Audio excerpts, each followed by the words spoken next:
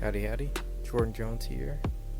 This is the Writer's Playground, and today I'm going to give you a breakdown of the vocab list for Do the Right Thing, featuring Lisa Jones, written by Spike Lee. It's the companion book for the movie with the same aforementioned name, Do the Right Thing. So let's get into it. Okay, so one of the first words I have, which is actually part of another definition in the list, I just thought I had to add it just because basically I split, in any book I do, I split the definitions by dollar words and $10 words. So dollar words are words that you see all the time, and casual reading or just wherever, and you can infer the meaning, just by reading the sentence, but you might not know the definition of it. You might not know the Merriam-Webster definition of it. And then I have $10 words, which are words that you rarely see, you're not going to use in basic daily conversation, but you might see it in literature. So that's the distinction I'll make, and I'll let you guys know which word is a dollar value and which word is a $10 value, meaning it's a little more advanced. So let's get into it.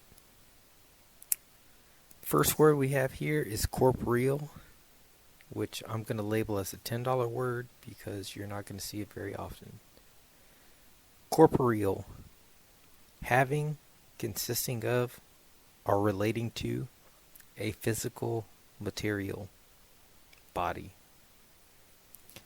The alternate definition is archaic, which means old or, antiquated, which means just, outdated or, out of fashion, out of style.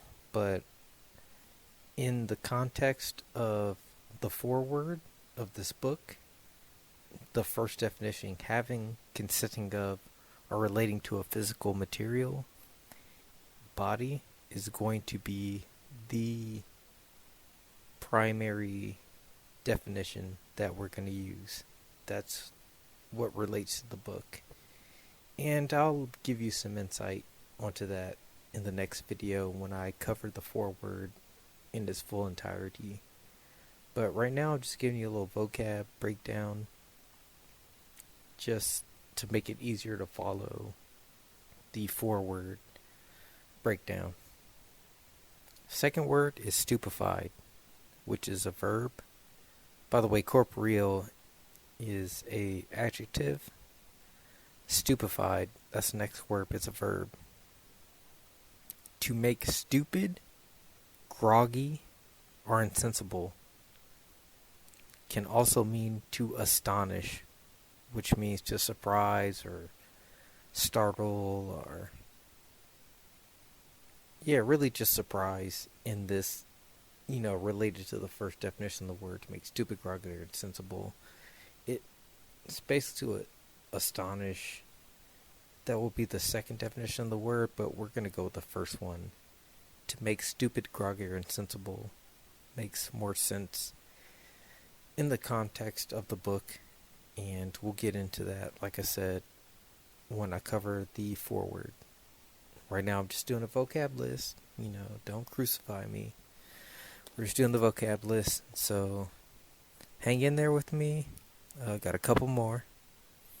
Next one is chimerical, which is an adjective. Existing only as the product of unchecked imagination, which is basically, just creative. Like, it would be a good word for just someone that's kind of creative, or something that's creative and, just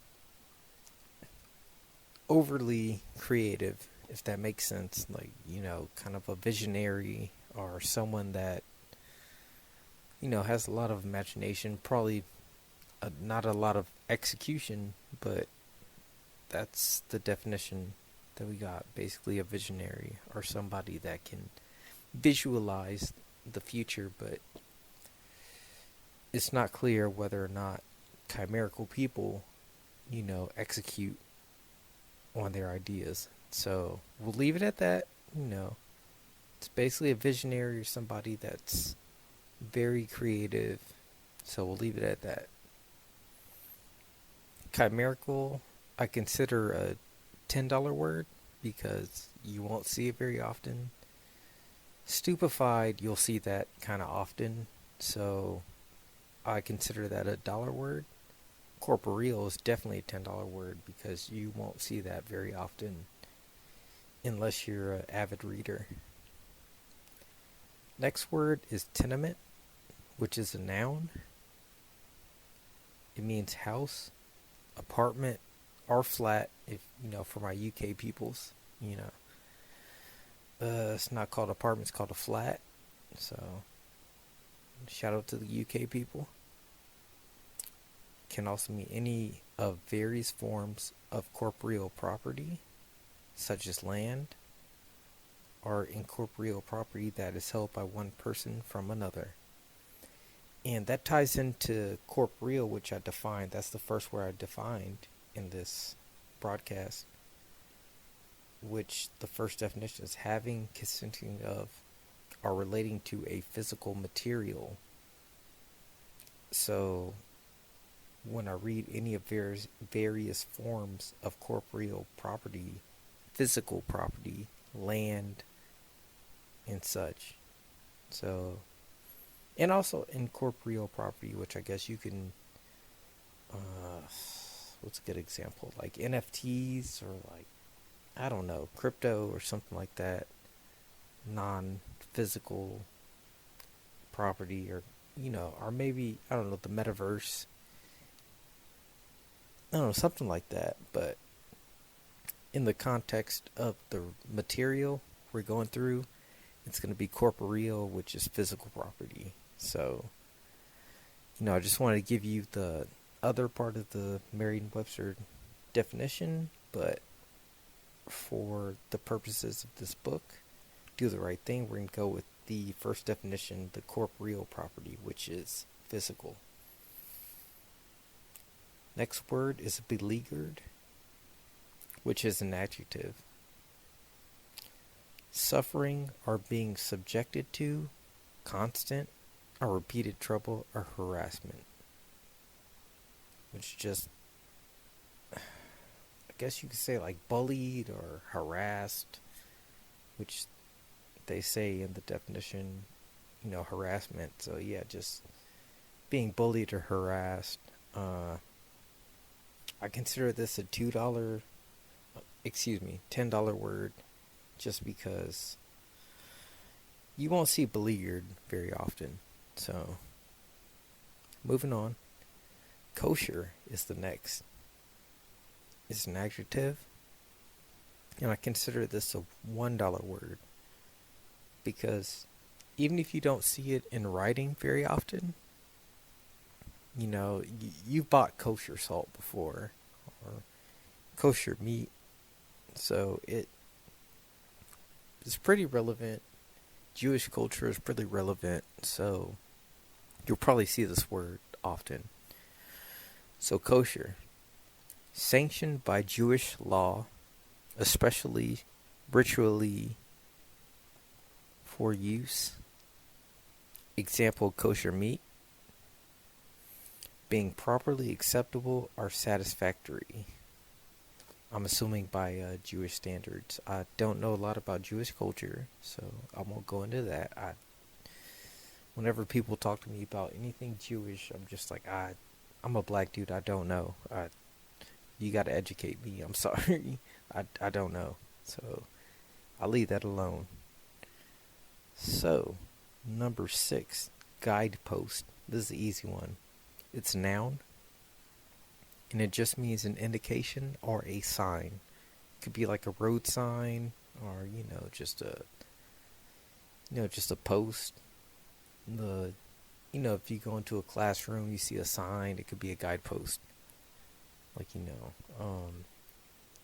be quiet, sit down, sit in your seats. It could be like that. So guideposts is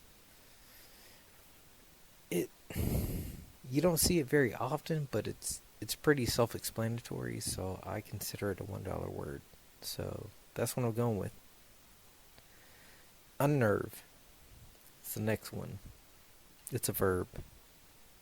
To deprive of courage, strength, or steadiness.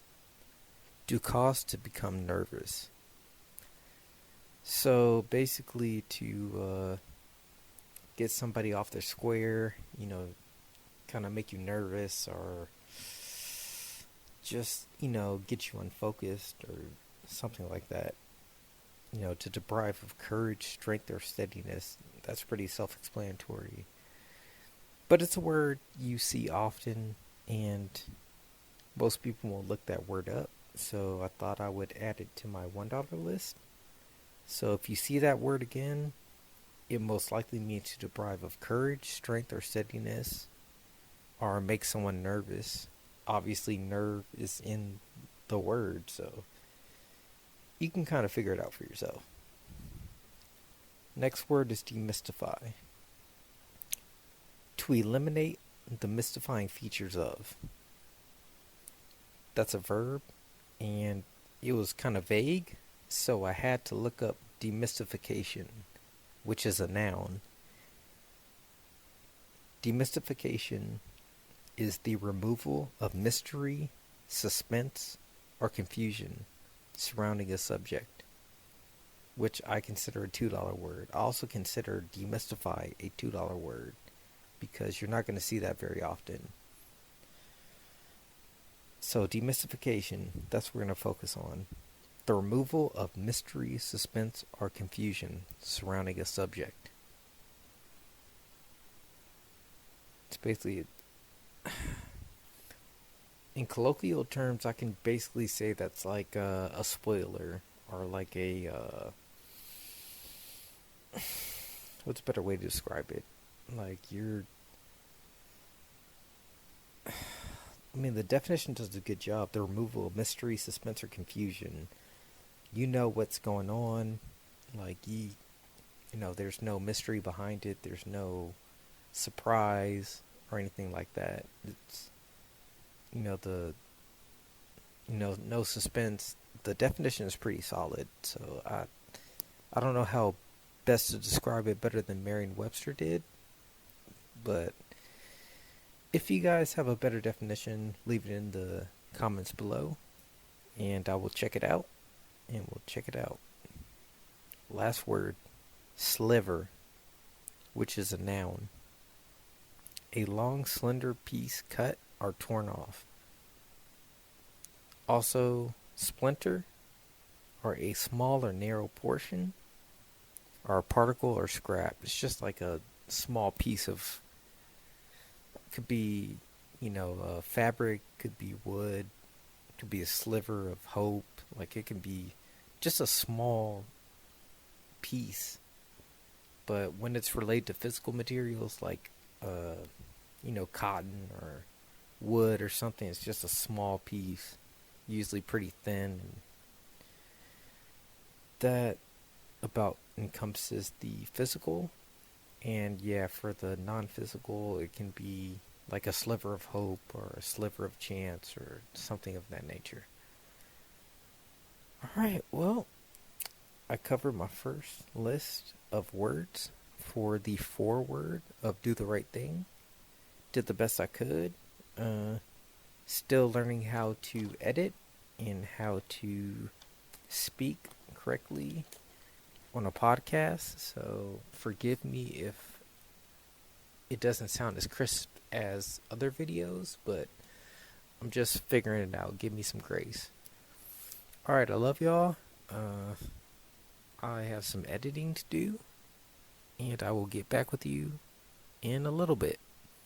Alright, out.